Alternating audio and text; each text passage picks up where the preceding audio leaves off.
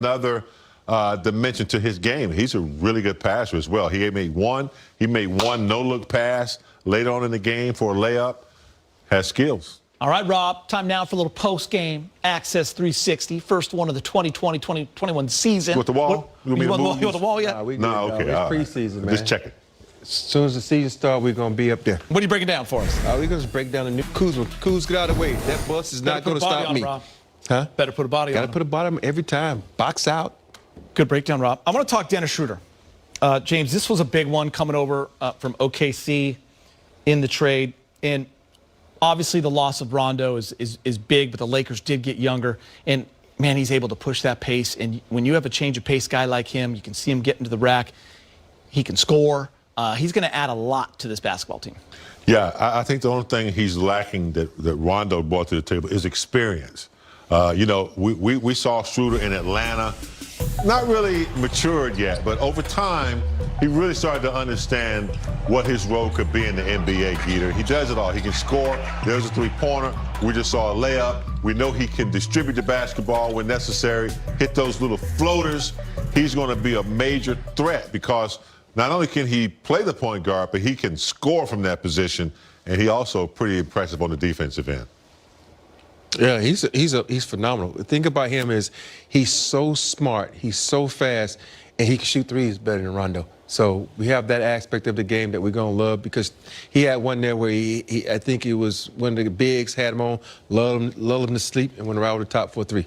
Rondo wasn't good at that. The most intriguing thing for me looking ahead, how he plays with AD and Bron, how he plays off the ball because he's a guy who likes to have it and attack. He can take pressure off LeBron, but how does he react when he's off the ball? It's going to be awesome to see. Yeah, I mean, when you play with LeBron James, you adapt to what happens. Right. So I don't think it's going to be a problem at all for him. Smart all right, THT went for 19 and...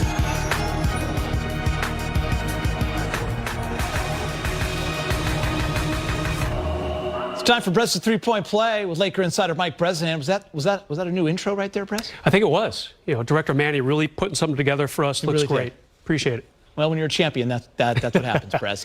You were taking a look at the new guys tonight. What'd you think? Yeah, we just saw a nice little highlight of one of them, Montrezl Harrell. Like his game, very active. 10 rebounds alone in that first half. Almost had the double-double. And you know what? He was working on something different tonight. He took a lot of shots outside. 5 shots from mid-range. Made only 1, but I like how he's trying to expand his game. And, of course, we got to talk about Schroeder, too. I mean, I like how he made both his threes. That'll be very important. He's got to hit from outside. 6 turnovers, a little high in that department. That's kind of been an Achilles heel for him over the years. All in all, though, it looked like he picked up the offense pretty seamlessly. Brez, when I think of young guys, I don't think of Kuz anymore. I mean, Lonzo and B.I., they're all gone. I think of THT. What role might he play this season? Yeah, THT, you guys have talked about him a lot. I mean, this is a guy that the Lakers paid Orlando a little over $2 million for in the draft last year. Got the rights to that 46th spot, and really impressed by his game. 2 words, not shy. Very happy to put that ball up and see what happened with it. They got what they wanted from him defensively, too. I know, Rob, you said earlier, stats don't tell the entire picture, but he had 3 steals. That's a big 7'1" wingspan that you guys are talking about. So far, so good for THT. And Kuz, can't forget him. He is still a young guy.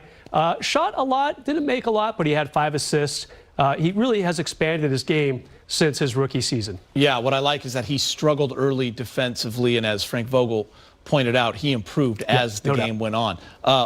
When will we see LeBron and AD in the preseason, Brez? Do you think at all? Great question. I mean, they have to get in there at some point. Got another preseason game on Sunday, also against the Clips. I'm going to guess they sit that one out without having any inside intel. And then next Wednesday and next Friday, they will play the Phoenix Suns. I'm going to guess they get into one of those games for about 1 half. You know, maybe like 14 minutes, something to that effect. Just kind of get a little bit of the blood flowing. They were not missed out there tonight. The Lakers beat the Clips, and the Clips played just about everyone on the roster. Maybe Marcus Morris, the only name that did not make it out there for them. But AD and LeBron, will they play Sunday? I would not bet on it, but certainly we'll see them at least in one of the 2 games next week. That's my little humble prediction. Brez, great work. When you're back doing 3-point plays, that means it's time to play. Let's go. Good work, buddy. All right, appreciate it. Kyle Kuzma scored 12 of his 18 points in the 4th quarter. He's speaking with Mike in the media. Hey, Kuz, wondering how you would compare playing in this atmosphere here at Staples compared to what it was like also without fans? Yeah, it's just a little different. I mean, it's a shooting deficit. You know, the bubble was more of a production stage, and this is an empty arena. You and THT were taking turns initiating offense, it seemed like, in the fourth quarter. I just wonder what you saw from his development, Kyle, from last year, and how he's gotten better to this point, and how you think he can help this year. He's going to be a great player. You know, he's extremely young, but you know he has a certain type of poise and maturity to his game, and he's just a sponge. He loves basketball. He's always in the gym, and he comes every day to practice, and he's ready to practice. And I expect big things in his future. Kyle Jones. Hey Kyle,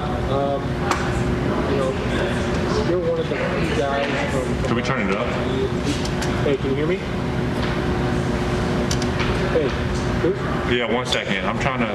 Hey, Allison. Yes. Can we turn this up or no?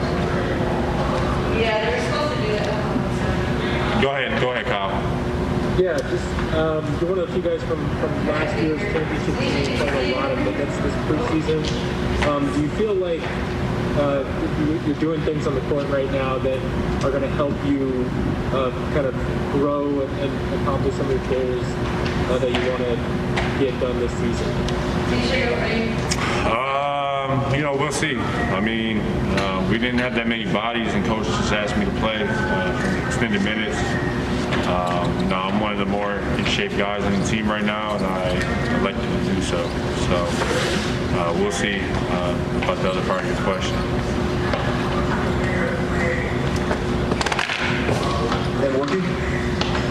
Hey Kyle, what was your day like today? I mean, it's been 9 months since you had to make the drive here for a game.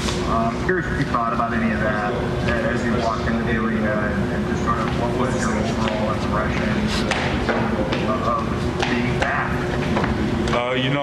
It felt like life kind of got back to normal. Going back to just the daily schedule of a shoot around, going home, taking a nap, taking my dog for a walk before I left for arena, and prepare for the game. So it felt very normal, very normal. All right, Kyle, I think we're all set there. Thank you. Yeah. So Kuz played 38 minutes. He had 18 points and 5 assists. What did you see from Kuz? Kind of got it going late. Well, it's one of those games where I think he was just trying to, fill the new guys out. And then in the second half, he's like, you know what, I'm going to show you who I am. Because right now, Kuz is playing for a contract. Kuz is playing for a position because there are a lot of guys, new guys on this team that are hungry to get out there and show Coach V what they can do. And Kuz had a lot of his plays ran from him. He had a lot of things running from him. So he had to step up his game and still let these young fellas know, this is my spot. You're trying to vie to get it, but you still need to come and play under me. So I think he did well. I think he's going to get better and better because he is playing for something more than everybody else. Yeah, I mean, we talk a lot about it, James. When AD and LeBron are there and it's all hands on deck, he's not shooting the ball 18 times a game. He's not getting the volume. So he's got to find a way to impact the game and play a role. But when they're not there, gets more shots and he kind of becomes the guy a little bit. And that was indicative, all season long, too, when LeBron or AD was out. He stepped up big. He's had the toughest adjustment to make of all the young players that started out here. Lonzo Ball, Ingram, Randall, those guys have gone on and gotten big contracts and moved on. So, he's the one that the Lakers wanted to keep because they believed in him. But you're right. AD comes in, LeBron comes in. That's a big adjustment and a challenge for him, but I think he's doing a great job of fitting into that mold. If he continues to grow like he's growing, and like Rob said, develop that intensity, that that ability to play with them and not defer, he could be really good. I think he might be on his way this year. But, it's early, but we'll see. I mean, you guys know what it's like to play with two superstars. You spent a lot of time defending Kuz last year. You're playing on a team that's a veteran team with one goal to win a championship last year. It's not about a young guy getting buckets. Yeah. You know, the thing that a lot of people, if you haven't played with two superstars, you don't understand. It's going to be nice when you get 15 shots. It's going to be some nights you get 2 shots. And you just got to understand that because it's all predicated on what the defense come and how they're going to play you. And I think Kuz gets a lot of criticism because, oh, he just scored 20 points. Oh, he's on his roll. Oh, he only scored 2. He's back to falling back. Yeah. And we got to understand there's going to be highs and there's going to be lows because you're playing with 2 of the best players in the game. And now that you added Montrezl and Schroeder, other guys that love the ball as much as he does also. So it's going to be some highs and lows. It's up to him to stay cool and understand that my nights are going to be up and down. It's like the stock market. I like that analogy. All right, Montrezl Harrell went for 13 and 12 against his former team. He's now speaking with Mike in the media. Hey, Montrezl, just wondered what this night was like for you, driving to the arena, going to a different locker room from what you're used to, getting on the court, seeing old teammates, playing with new teammates. How would you sum up the whole experience for you? It was definitely a few emotions, I guess, but nothing significant really. I came here with the mindset that I had a job to do tonight. I'm here with my team, which is Los Angeles Lakers. I had a game plan I had to execute both offense and defense, and that's what my mind was focused on. As far as seeing my old teammates and just communicating with those guys, I did that after the game. For the most part, Lou and Pat I kind of spoke to before the game just because I've been playing with those guys probably like my whole career. But I mean, this is my job. This is where I'm at, and this is what I'm focused on. So this wasn't a come out, hey, how you guys doing, laughing up. No, I had a job and I had the mindset of what I came here to do. And Montrezl, anything stand out about your new teammates that you played with tonight, whether it was Schroeder or Wesley Matthews, THC, Kuz?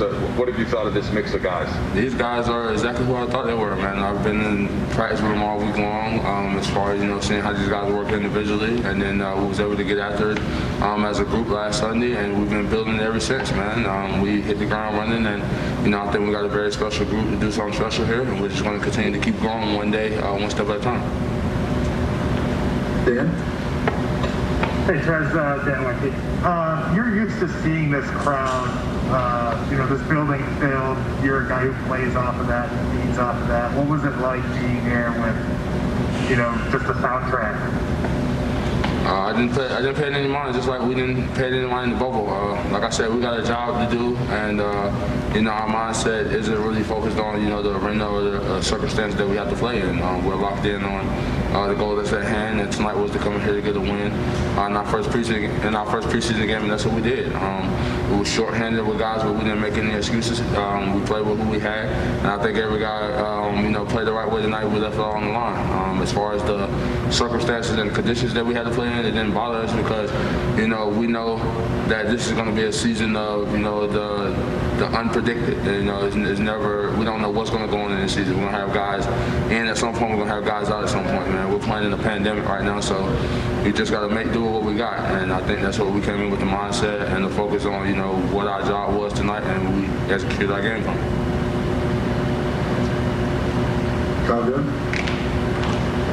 Hey, Trez. I know you were talking about getting sort of the niceties of talking to Lou and Pat out of the way before the game. But during the game, what is it sort of like to experience Pat as a competitor and a guy who's rooting against you and cheering when you miss jumpers and stuff like that? It doesn't faze me, man. He's the same Pat that he was doing that when I would shoot and be on the other team with Lou and miss jump shots or miss a layup or something like that, man. That doesn't faze me, man. This is basketball, man. The guys are going to be, if we wasn't in a pandemic right now and we was playing and it was a Clippers home game, the fans would be yelling at me. It wouldn't be no different, man. So I'm not worried about what Pat is doing on the sideline. Everything he's doing on the sideline is the reason that he's over there. He's not in the game doing any of that, man. So it's not anything different of who I knew or what I knew Pat brought to the table, but it doesn't faze me, man. I'm a basketball player. I'm a player just like these guys are out here, man. Like I said, I came in with a mindset of, what our team goal was, and, when I execute our game plan to the team, we got to win. Dennis Schroeder scored 10 points in his Lakers preseason debut. Was 2 for 2 from behind the arc. Lakers beat the Clippers 87-81. More Access Sports and Lakers after the break.